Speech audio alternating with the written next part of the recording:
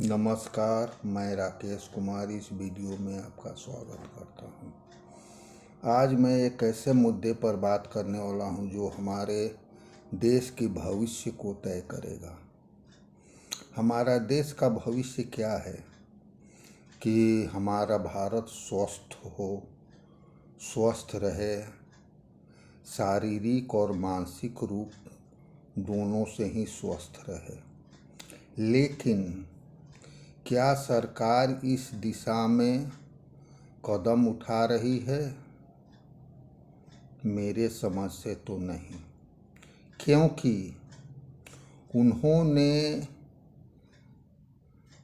देश में जो नीतियां लागू की हैं, उन नीतियों से हमारा देश कई सदियों पीछे की ओर चला जाएगा। इसका कारण यह है कि सरकार की जो नीतियां हैं वो बहुत ही बेकार तरह की नीतियां हैं। वे उन नीतियों का पालन कर रही है जिससे देश पीछे की ओर चलता चला जा रहा है।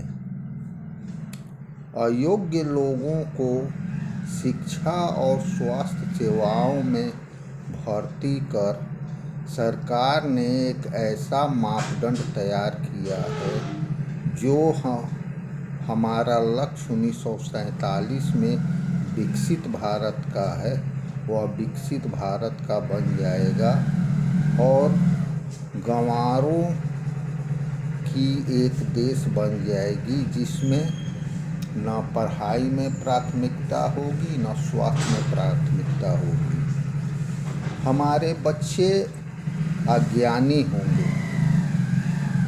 शिक्षा विभाग में ऐसे ऐसे शिक्षक भरे जा रहे हैं जिनको कुछ आता ही नहीं है, उनका नंबर माइनस में आता है और वे शिक्षक बन जाते हैं। उनको कुछ ज्ञान नहीं है और वे शिक्षक बन जाते हैं, सरकारी शिक्षक बन जाते हैं और बच्चों को पढ़ाने लगते हैं।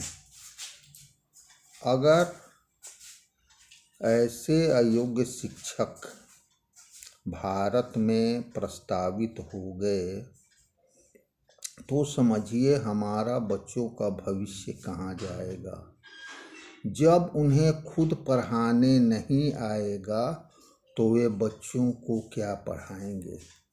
यही हाल स्वास्थ्य सेवा में भी है।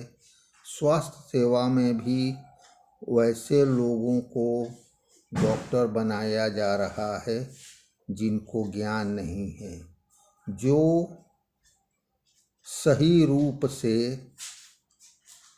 सही नंबर भी नहीं ला सकते हैं। उनका नंबर माइनस में आता है, 2, 4, 10 या 44-50 नंबर आता है। वे डॉक्टर बनने की होड़ में चले जाते हैं। उनको किसी प्रकार की कोई जानकारी ही नहीं है ये लोगों का स्वास्थ्य की सुविधा कैसे देंगे, और जो शिक्षक पढ़े लिखे नहीं हैं वे बच्चों को शिक्षा कैसे देंगे। क्या हम ऐसे देश में बढ़ रहे हैं जो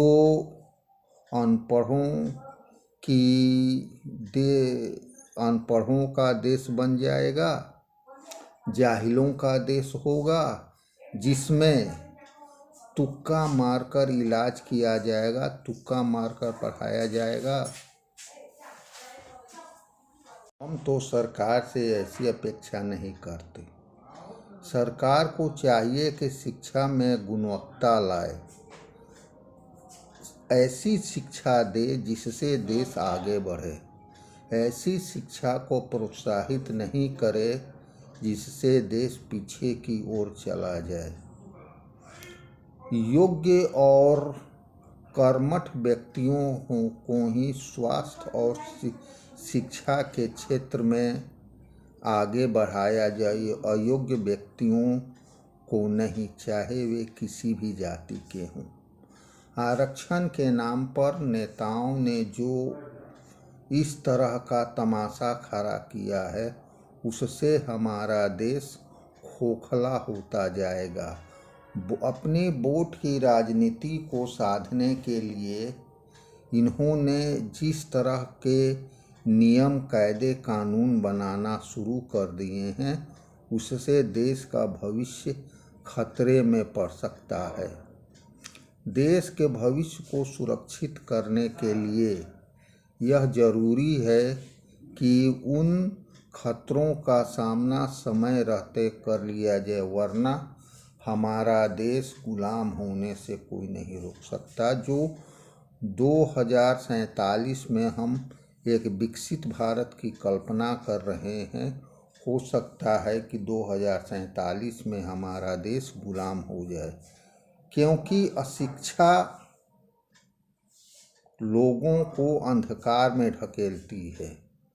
अगर लोग अशिक्षित रहेंगे तो वे समझ नहीं पाएंगे कि क्या करना है क्या नहीं करना है।